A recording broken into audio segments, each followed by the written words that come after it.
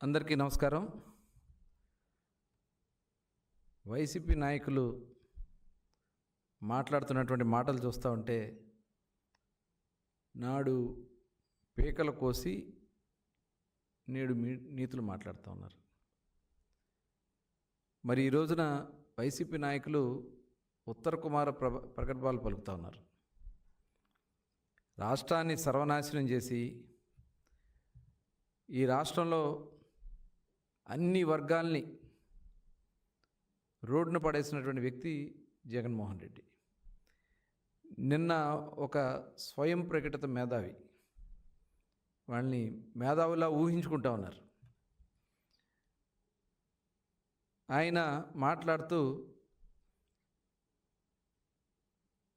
జగన్మోహన్ రెడ్డి నిర్ణయాల వల్ల రాష్ట్రం చాలా ముందుకెళ్ళింది, చంద్రబాబు నాయుడు గారు పీపీపీలు తీసుకొచ్చి అనే దాని మీద మాట్లాడుతూ అసలు చేతకానటువంటి మాటలు మాట్లాడుతూ ఉంటే నిజంగా సిగ్గేస్తుంది వాళ్ళని చూస్తూ ఉంటే. వాళ్ళు ఈ రాష్ట్రంలో పుట్టడమే మన దౌర్భాగ్యం. జగన్మోహన్ రెడ్డి గారు క్రిమినల్ మైండ్ మనందరికీ తెలిసినటువంటి విషయమే. ఆ క్రిమినల్ మనస్తత్వమే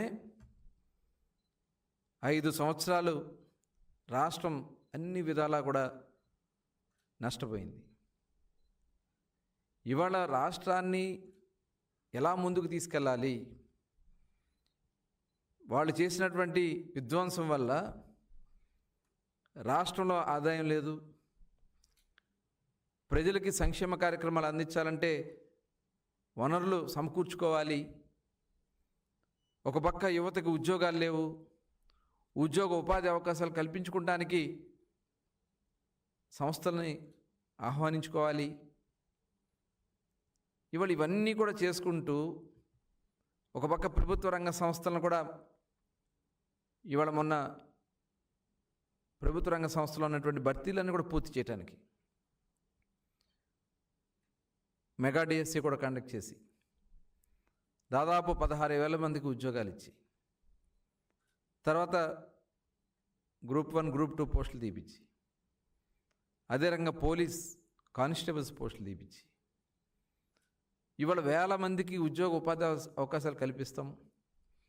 ప్రైవేట్ రంగం ద్వారా లక్షలాది మందికి దగ్గర 6 లక్షల మందికి ఉద్యోగాలు కల్పించటం, 20 లక్షల మందికి ఉద్యోగాలు కల్పించాలనే లక్ష్యంతో ఇవాళ ఒక పక్క గౌరవ ముఖ్యమంత్రి చంద్రబాబు నాయుడు గారు, యువ నాయకుడు నారా లోకేష్ గారు, అలాగే ఉప ముఖ్యమంత్రి వర్యులు పవన్ కళ్యాణ్ గారు చేస్తున్నటువంటి కృషి ఇవాళ రాష్ట్ర ప్రజలందరూ కూడా గమనిస్తూ ఉన్నారు. ఇవన్నీ చూసిన తర్వాత వాళ్ళకి ఏం మాట్లాడాలో అర్థం కాక చంద్రబాబు నాయుడు గారి గురించి మాట్లాడుతూ ఉన్నారంటే నిజంగా ఇలాంటి వ్యక్తులు మన పుట్టడం మన దౌర్భాగ్యం, మన రాష్ట్రంలో రావడం దౌర్భాగ్యం. నిజంగా వాళ్ళు మేము ఒకటే అడుగుతా ఉన్నాం. ఇవాళ మీరు మెడికల్ కాలేజీలకి శ్రీకారం చుట్టింది అన్న ఎన్టీ రామారావు గారు.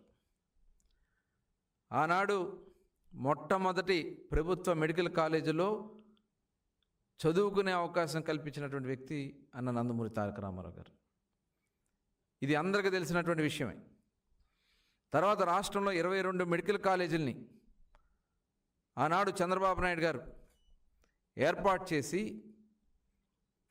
మన రాష్ట్రంలోనే మరి డాక్టర్స్ని తయారు చేసినటువంటి ఘనత ఈరోజు ఖచ్చితంగా మరి చంద్రబాబు నాయుడు గారు చేసినటువంటి కృషి. ఇవాళ మీరు చేసినటువంటి విధానం వల్ల ఎన్ని పేరుకి మెడికల్ కాలేజీలు ప్రారంభించామని చెప్పారు. కేంద్రం ఇచ్చిన నిధులు తప్ప ఒక్క పైసా మీరు ఖర్చు పెట్టారా?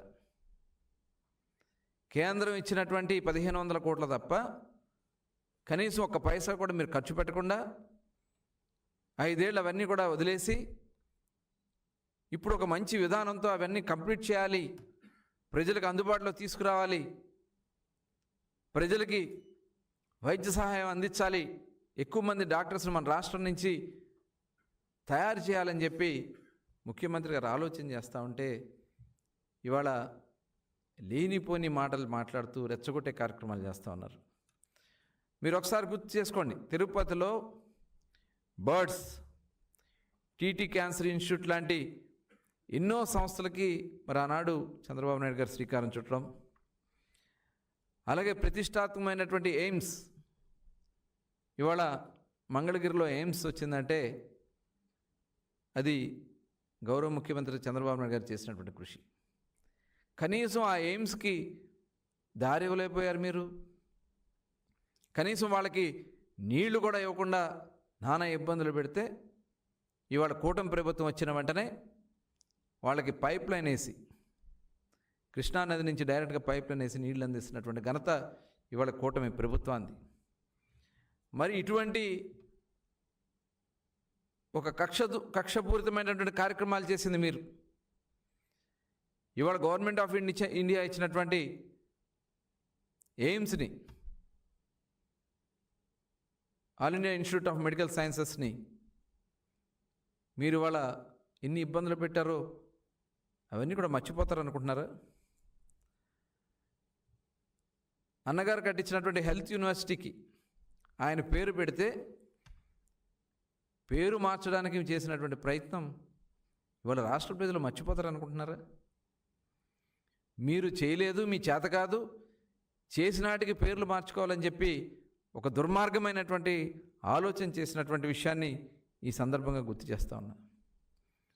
ఇవాళ పేదలకి మరింత మెరుగైనటువంటి వైద్యం అందించాలి, ఈ మెడికల్ కాలేజెస్ అన్నిటిని కూడా కంప్లీట్ చేయాలి, దానికి ఇవాళ ప్రపంచం అంతా కూడా అవలంబిస్తున్నటువంటి విధానం ప్రైవేట్ పబ్లిక్ పార్ట్నర్షిప్. ప్రభుత్వ సంస్థ అది, ప్రైవేట్ వాళ్ళు దాన్ని ఆపరేట్ చేస్తారు. దాన్ని కూడా మీరు రాజకీయంగా మాట్లాడి అవి పూర్తి కాకుండా బెదిరించే కార్యక్రమాలు చేయటం నిజంగా చాలా సిగ్గుచేటు. ఇవాళ మెడికల్ కాలేజీలు పూర్తయితే ఒక పక్క విద్యార్థులు వస్తారు, ఇవాళ మంచి డాక్టర్స్ మన రాష్ట్రంలో తయారవుతారు, ప్రభుత్వం మీద ఒక పైసా కూడా భారం పడదు.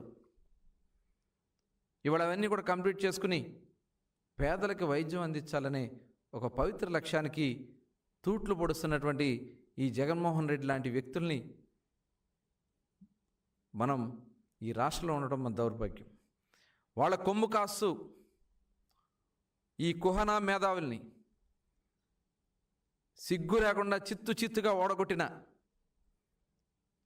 సిగ్గు లేకుండా మళ్ళీ ఈ రాష్ట్రాన్ని మళ్ళీ తప్పుదారి పట్టించాలని ప్రైవేట్ చేయడం అనేది నిజంగా చాలా బాధ అనిపిస్తూ ఉంది. ఇక్కడ management quota, self finance, NRI quota అని ప్రకటించింది జగన్మోహన్ రెడ్డి గారు కదా. మరి ఈ 3 రకాలైనటువంటి, అంటే పేదల దగ్గర నుంచి దానికి రేట్లు ఫిక్స్ చేసి అవన్నీ కూడా లబ్ధి పొందాలని ప్రయత్నం చేసి పేదలకి వైద్యాన్ని, విద్యని దూరం చేయడానికి మీరు చేసినటువంటి ప్రయత్నం నిజంగా చాలా సిగ్గుచేటుగా మరి నేను భావిస్తూ ఉన్నాం. అట్లాగే ఇవాళ చూస్తే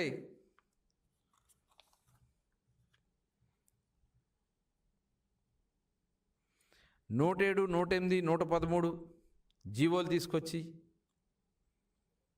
ఆ జీవోల ద్వారా 35% సీట్లు సెల్ఫ్ ఫైనాన్స్ అని, 15% సీట్లు ఎన్ఆర్ఐ ప్రకటించి సెల్ఫ్ ఫైనాన్స్ సీటుకి 12 లక్షలు, ఎన్ఆర్ఐ సీటుకి 20 లక్షలు ఫీజులు పెట్టింది జగన్మోహన్ రెడ్డి గారు కాదా?